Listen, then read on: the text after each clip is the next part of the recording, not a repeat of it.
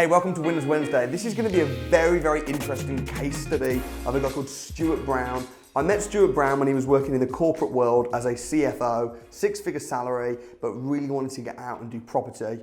Over the last couple of years, we've worked closely together. He's now financially free. He's full-time in property. He's got a beautiful portfolio that he's built up, and we're going to be learning the lessons, the struggles, the successes, and I think this will be a real good one. So, Stuart, thank you so much for coming down to the office. It's my pleasure. Good to see you. And yourself. This has been one of the longest Winners Wednesdays in the making. Probably, yes. Because we've been talking about doing this for so long, but you really wanted to just wait until the right time. Yeah, I wanted to see cash in the bank. That's the acid test, I think. Yeah. So I kind of wanted to get to that point. Well, you're a CFO, so you're a numbers guy. I am. And even when rent starts coming in, you want to make sure that it's stable, it's coming in properly, that all the properties are set up and established well. Exactly. And then you're in a position where you can say, I've done it. Absolutely. So why don't you start from the beginning? What's your background and why did you want to get out of the corporate world? Yeah, sure. Well, as you say, I'm a CFO, Chief Financial Officer, and I've worked in the corporate world with private equity people, basically helping businesses create value and realise value. Yeah. And done that for a long time. And I helped a business turn around, sell it, and ultimately got asked to stay on and run that operation. Great, and I loved it, absolutely loved it. And then about 4 or 5 years ago, we had the head office come in and say, do you know what, you're doing a great job, but we're going to move you to a different country and we're going to close it down. And that was a heartbreaker, absolute heartbreaker, because I got 150 people looking at me and my own, future, etc. So I found that was a challenge. That took some time to get over. And one of the things that when I went through that journey, it said to me, do you know what? I need to start making a bit of money for myself and not just be in a corporate role. Why don't I start trying to make a bit of money for myself? No idea what I was going to do, none at all. And fast forward, and I was sat on a sun lounger on a holiday, and I came across this book, Rich Dad, Poor Dad. And you know that book, and if anybody's watching this and hasn't read that book, just read that book because it will change your life. Rich Dad, Poor Dad, Robert Kiyosaki. Oh, it's amazing. It's absolutely, honestly, I read that book and I was like, man, I missed that class. Yeah. Unbelievable. Like most people, what I did when I was younger, my mum and dad, you've got to work hard, you've got to go to uni, you've got to get a job. And I did all that and it was very successful. I read that book and I was like, whoa, hang on a minute. There's another way of doing this. It was a bit of a break the matrix moment. It was like, wow.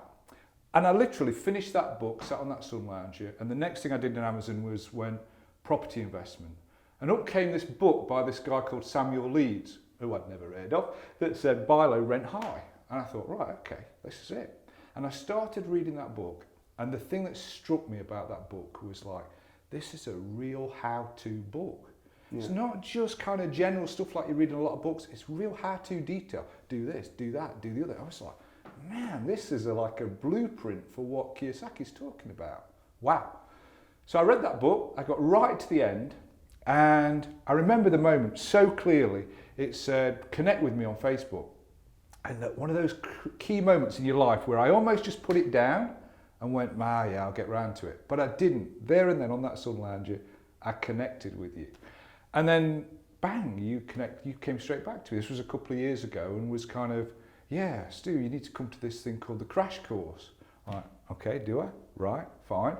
And wow, that was, it was a different, it was a different scale then compared to what you're doing now. But, what, like maybe 200-300 people there? Yeah, exactly. Now there's like 1,000? Exactly. But what an experience. And again, another light bulb moment. I remember this so clearly. You were there with your flip chart and you were talking about these things called HMOs, which I'd never heard of. And you just drew up the numbers, £800 cash flow, and it was like, boom, really? Wow, amazing. I'll never forget that moment. It was like a light bulb going off. It was incredible. And I remember at the crash course, it was we connected, didn't we? Yeah. We had quite a special moment, really. I tell you, I went there with my family and I have 3 children, and my son was with me. And again, one of those key moments where we'd had the crash course, and you were saying, you know, there's going to be certain people that I'm kind of happy to work with, etc. Come to the back if you kind of want to have a discussion. And I was a little bit umming and ahhing about it. And I remember my son, he was like, Dad, what are you doing? Come on, you need to do this. You want to do this, come on. And he really pushed us together. And I signed up there and then, and it occurred to me that evening that, you know, it's not just for me this, it's kind of for my family as well. Yeah. So I remember saying to you, would you mind if, you know, I also had my son join? And you were like, oh yeah, that'd be amazing, that'd be great. So you were like, shall we get on, let's do this on stage. So Richard had no idea. I remember it so well, and he came up on stage and we kind of gifted him that thing, and it was like special. Yeah, because it's not cheap, the education. No, it's not. Thousands of pounds. Yeah, exactly. And so it was a big investment for me, and then having got over that, I doubled it up. Yeah. And wow, you know, and for my son as well.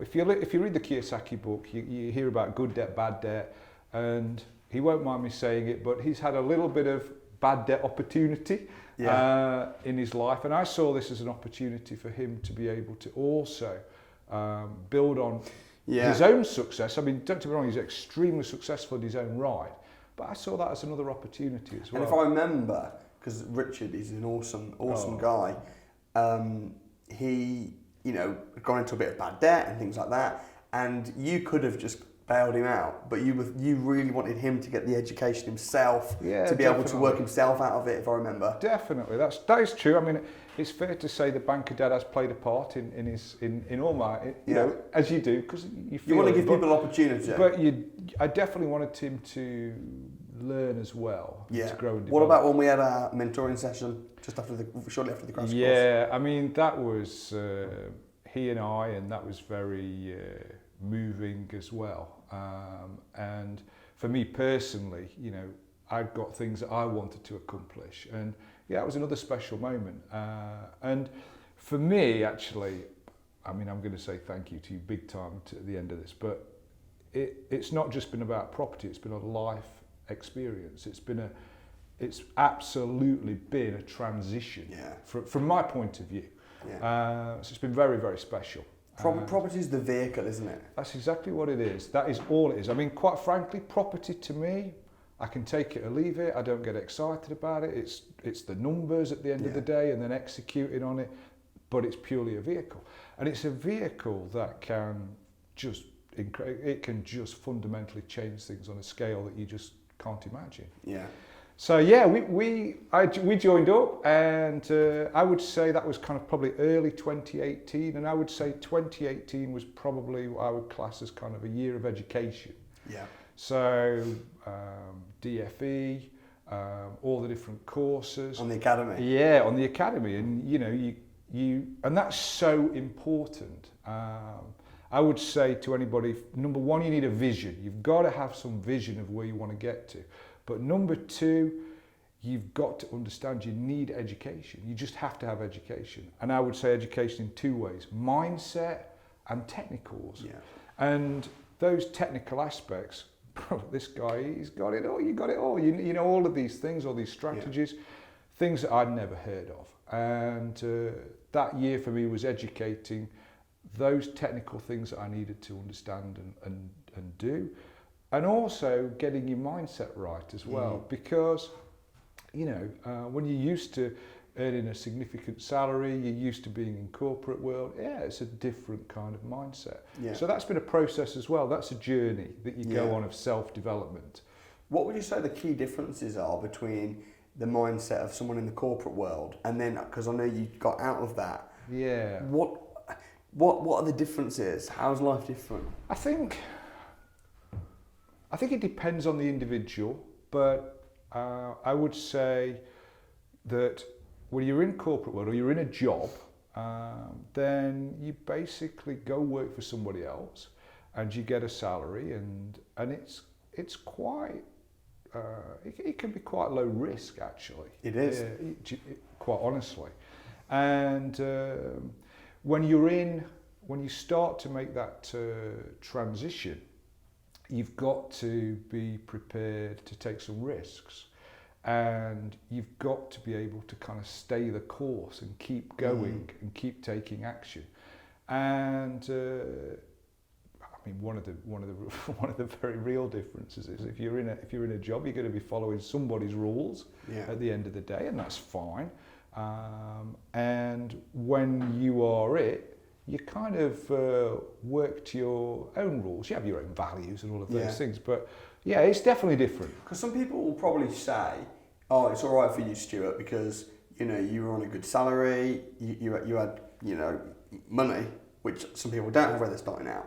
But I actually think that it's often harder when you're on a six-figure salary and you're in the corporate world, because number one, you're working like a dog. Yeah, it's hard. You were working, what, 100 hours a week? Easy. You work really hard. So you've got absolutely no time. Exactly. And one of the things that I know you learned probably the hard way, you can't throw money at people in the property world to do stuff for you. No. You've got to learn how to do it yourself. That's true. Once you know how to do it yourself, you can then outsource it. Yeah. But I know you got burned by sourcers in the early days. Definitely. Because it's easy to just be like, oh, I haven't got any time. I'll just, here's $2,000, here's $2,000. Yeah, exactly. But you can't really do that. No. So, and the second reason it's harder is because transitioning from corporate world to full-time in property, which you are now, to leave a six-figure job, if you're working in Asda and you're getting paid £1,500 a month, well, you can replace that like that. Absolutely. But when you're comfortable with having a couple holidays a year, 2 nice cars, big house, mortgage,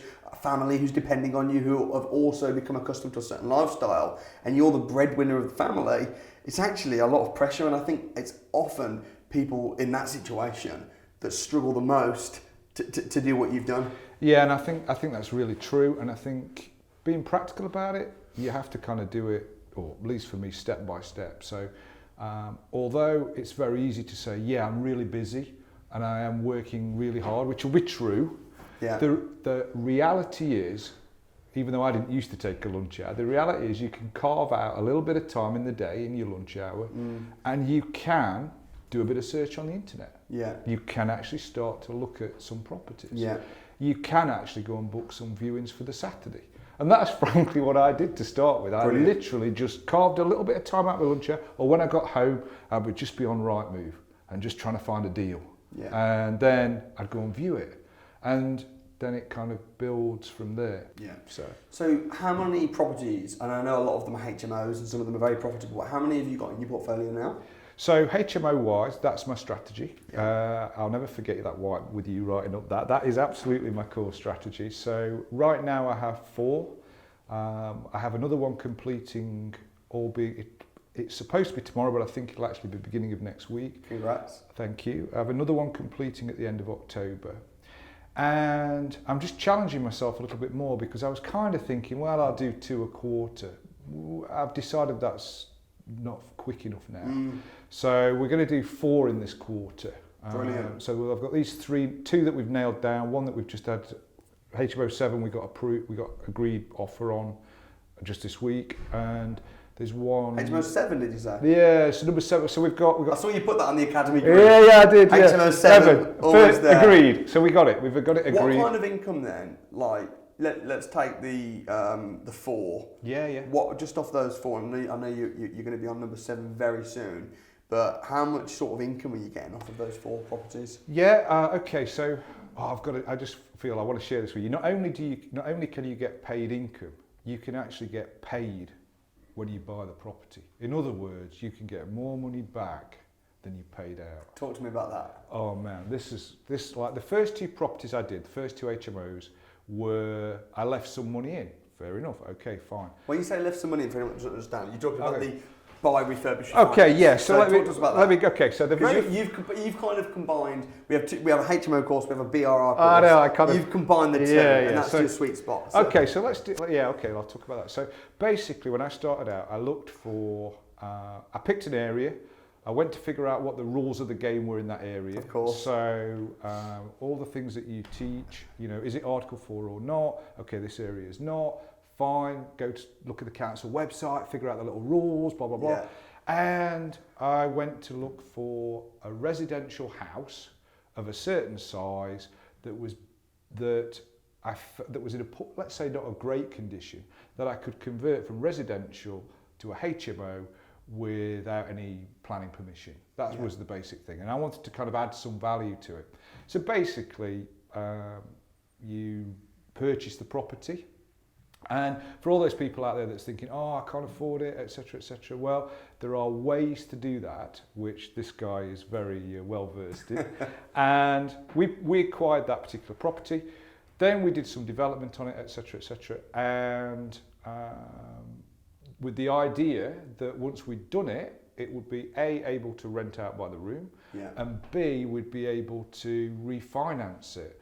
So on the very first one we did, I think we paid 78 for it. Yeah. I think we spent, I don't know, it was in the region of 40 or something. I forget the figures. It was quite a bit, but I remember, because I see it on my cash flow statement all the time, we left in it 21 on that deal. So when you say left in, what you mean, you then, once you'd bought it, you then add value, and then you refinance it. Correct. So the mortgage people will give you a certain amount of cash back based on the valuation. And so cash out, cash back. So the return on investment then on that first deal, after 28%. 28%. Yeah. Very good going. And actually that's conservative, because my strategy personally from a HMO point of view is I'll always buy 5 lettable rooms or 6. All my portfolio at the moment is actually 5, and I'll conservatively assume that I'm going to get 4 out of the 5 rooms let. And on a conservative basis, 4 rooms let typically is going to cash flow you about 500 a month. 12 fives are 6 grand, 6 grand over the 20 grand, it's around about 28%, 30%. Yeah, and that is very conservative. It is, because if you, the moment you do 5 rooms let, which obviously is the goal, boom, you're up at 800, which was your board that you drew. And then you're talking 8-9 grand on an investment. You're talking 50% return on capital employed. Yeah. And when you look at the bank and you're getting 0.5%, go figure, it's like, it's incredible. So that, I cut my teeth on that. To answer your question about not leaving any money in, the third HMO that we did was by far the best so far. So that one we bought for, actually was a 2-bedroom house, believe it or not, and it had a huge bathroom. So when I walked around it, I thought, well, okay, good. Maybe we can do a bit of jiggery-pokery here and we can create a 3rd bedroom upstairs, still create a bathroom, 2 lettable rooms downstairs.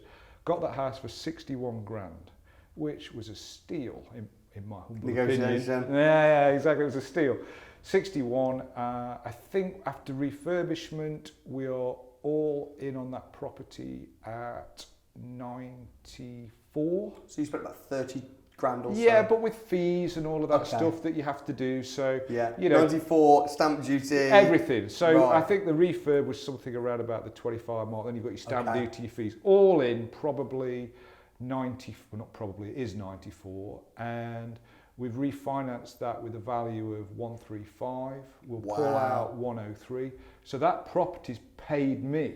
So I went to choose that property. I put some cash in. Somebody's given me some cash back. It's 9 grand cash in the bank. I got paid to have a property. So you got paid £9,000 to own a property. To own a property. That's incredible. Like, dude, that. And I remember you talking about this kind of, money down or money left in deal, and it's kind of the Holy Grail. But I have absolutely seen it. It's all about what your book said: buy low, rent high, and you make your money when you buy. Yeah. Or usually, I think that's the case. Incredible deal. It's awesome. How many bedrooms is that? It's 5 now. So cash flowing at 500 a month if I assume 4 rooms, 800 if I get the full 5 rooms. Awesome deal. It's so cool. We did that on HMO 3. HMO 4, same thing. We bought that one. We'll refinance it, and I think that'll pay me 3 grand. Once the financing all goes through. In other words, cash out, cash back. Where are these properties? They're all in Hull. Okay, I thought that's the golden question. They're all but the thing is though, Hull's not the magic area. No, you can do this just about anywhere. Well, everybody will tell you that everybody I've ever met's gone, Hull, really, it's this, it's that, it's the other. And I would say in that particular area, you're not going to get, or you'll not get the same capital appreciation as you will potentially in other areas. So I disagree though. So they're investing a lot in Hull. Yeah, it's okay for cash flow. Yeah. But it's not as good for appreciation. People say to me, they say, "What's your golden area?" And there isn't a golden area. You've got to find an area and you've got to make it golden with education. And it is that. And like you said earlier, I've made mistakes and learnings on the way. And what I would say to people is, when you pick whatever the area is, and okay, I've said Hull, I've made some money on it, but don't think, oh yeah, I need to rush out and do Hull. It's not that at all. No. It isn't. And I know people that have lost money in Hull. Yeah, exactly. You need to decide on the particular area that you want to go for.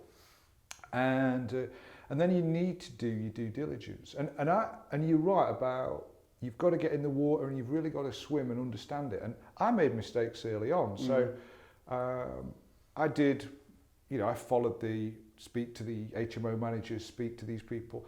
And I learned there was 2 postcodes in Hull that would work, and I invested in one of them. And then I learned later on it wasn't as good as perhaps the other one. Yeah. And then I also learned that there are certain streets that are better than other streets.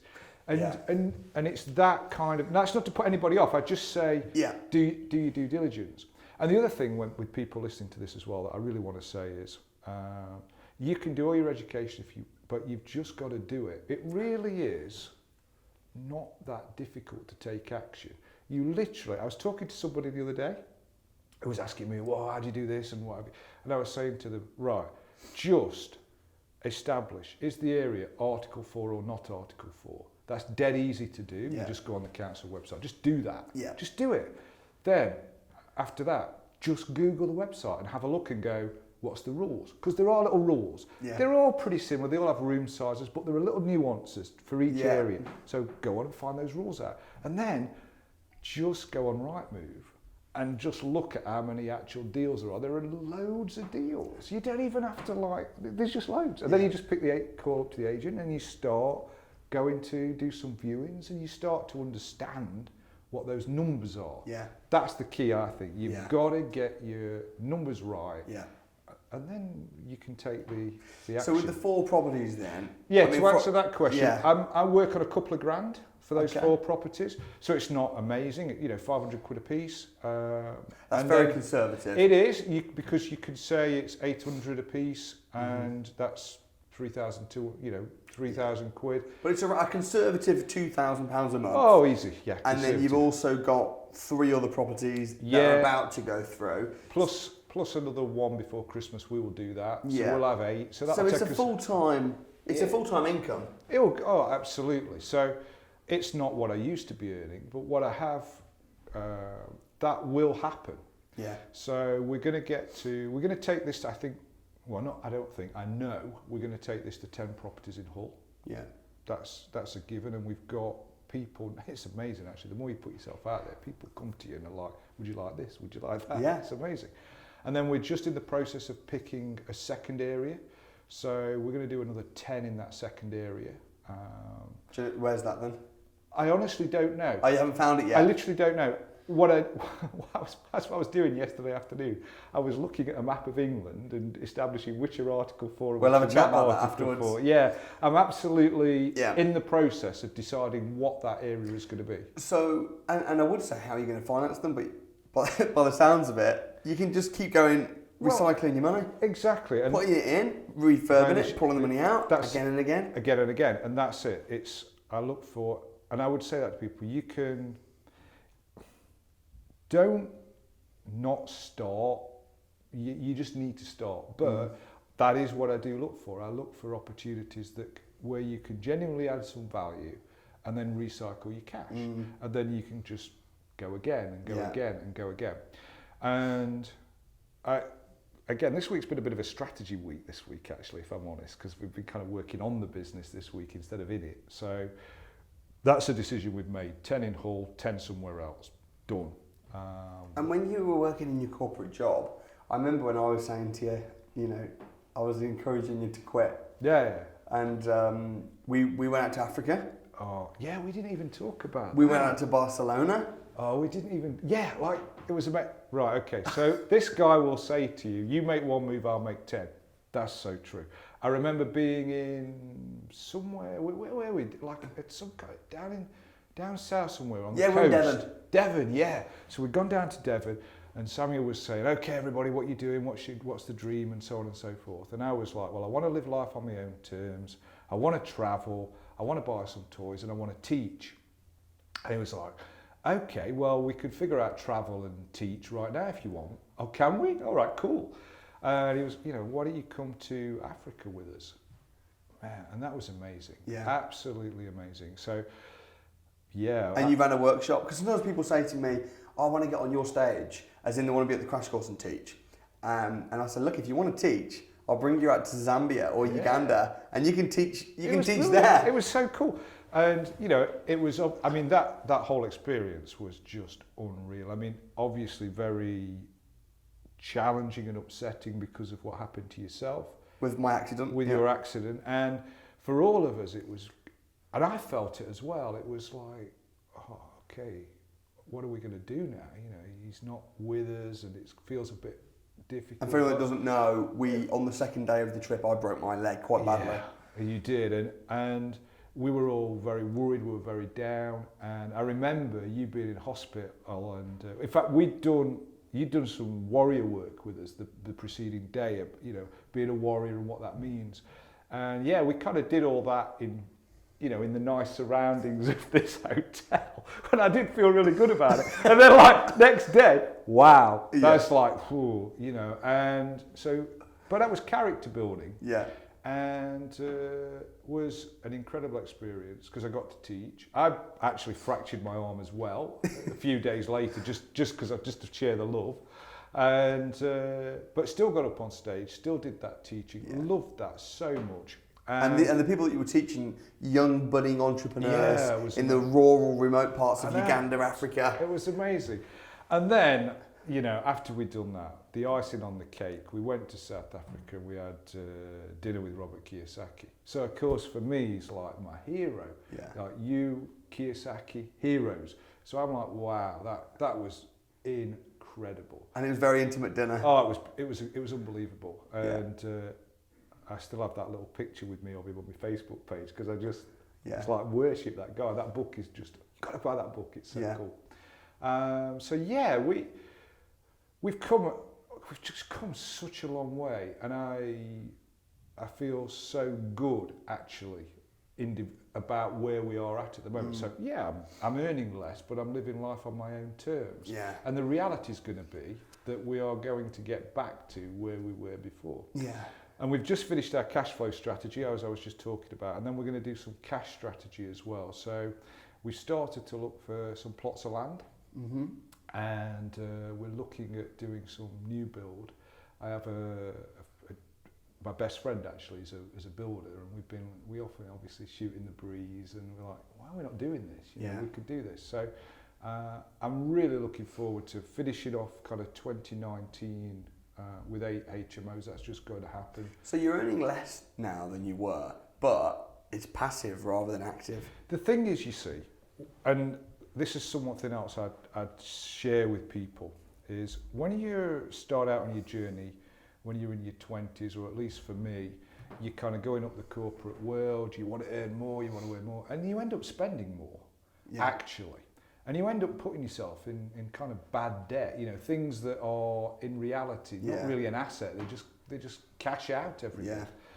And then when you start to realise that, what do I actually need to? I don't mean live a life of being frugal, but just live a reasonable life. You start to figure out it's not that high actually.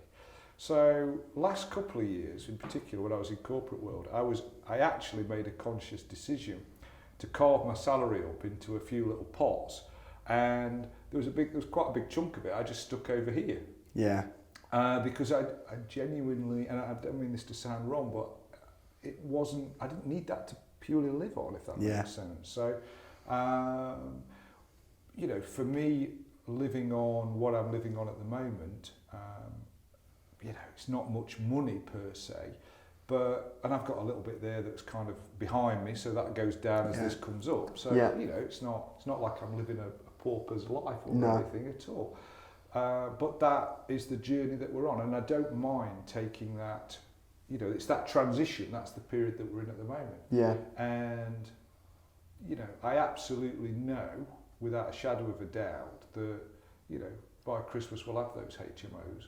I know for a shadow of a doubt we'll have another area. We'll go and do 10 more. You will. We'll go and do some big deals. Yeah. And there'll be a point in 2020 when I'm having another chat with you going, yeah, we did that. Yeah. And you know what I used to be earning in corporate world? It's kind of smashed that, you know, you're way beyond that. Yeah. And you're living life on your own terms. Yeah, that's so important though. Are you happier now than you were? Yes. Are you the happiest you've been in a long time? Yes. Yeah. How's your son? Oh, I need to share this story with you. So this is so cool. He's great. He's, as you know, he got married. He's now got 2 children. But the property thing that's happened to him is so cool. So I'd never heard of this concept let to buy before. Never heard of it at all. I thought if you had a house and you needed to move house, you'd have to sell that house and then buy another house. Well, you don't have to do that. Mm-hmm. And so my son has just basically, he got a house that was 2 up, 2 down in our village, and it's gone up in some value. He's done a deal whereby he's got a let to buy mortgage, so he's allowed now to let that house out, so he's been able to keep it. And then he's been able to buy this new house. Now this new house is a bit of a B&B job. It needs some work doing to it. Fantastic. In fact, tomorrow, is it tomorrow? No, what day are we on today? Wednesday. Wednesday. Wednesday. It is on Wednesday. What am I thinking? On Saturday, he's got me up there to knock a wall down, which we're doing. And we're just going to, that house is going to be worth a lot of money. And we did the maths on all of this a few months ago. And he is going to be, he'll have gone from being where he was from a financial standpoint to being in a equity positive, no debt situation. Yeah. Now that is amazing. It really is. I'm so happy for him, so proud of him. And you see his kids, you know, and they've got this now. They've got this like big house, you know, and it's just brilliant. So that time when I first met you, and we were on that crash course, and I was thinking about, for me, like, yeah, I want to be doing something different, and I want my son to be having something different. That's down to you. You made that happen, honestly. You absolutely have enabled me, empowered me to do that. No way would I have been able to, without that education and without that support, man, no way. I really appreciate that. Honestly. And that's why we do these shows, just because I get a kick out of that. You know, I always said to you, your success is my oxygen. I know. And that's the truth. It's brilliant. And, you know, I will never, ever forget this journey, these times and this journey that we're on. It's like right there welded into my head about like seeing you do your figures on your HMO, being on stage with Rich, going to Africa, carrying on this journey, being able to call you up for some support if you need it. Yeah. It's so cool, man. But sometimes people say to me, you know, oh, you favoritism with this person, or what do you? But the thing is, you know how I work. I'm an investor. I'm an investor of property. I'm an investor of people. Yeah. And the reason I say you make 1 move, I make 10 is because if I invest, you were on the same course as Alistair. Exactly, yeah, we were. You trained with Alistair, and didn't he buy a house next door to yours, but you put money in and he bought it on a lease option agreement? Correct. Yeah, he did. We both ended up in Hull. Yeah. So his very first deal was a lease option on, I know which street it is as well. I know exactly which. But the thing is though, the reason I spend so much time with you guys, with you and Alistair, is because when you learn something, you go and do it. Yeah. You were in a corporate job, but you were booking the holiday time. You didn't have any holidays. No, I must admit that Africa trip, I literally asked work for an extra 2 weeks off unpaid. Unpaid? So because you used all your holiday time on academy training. You forgot you're dead right, I used every day for academy training. Yeah. And then you're right, I took that. And then you had to take unpaid leave to go to Africa. So, you know, credit to you. Yeah. And you deserve everything you've got, you've worked for, and you deserve, and I'm really honoured to be part of the journey. So, thanks so much. You're awesome.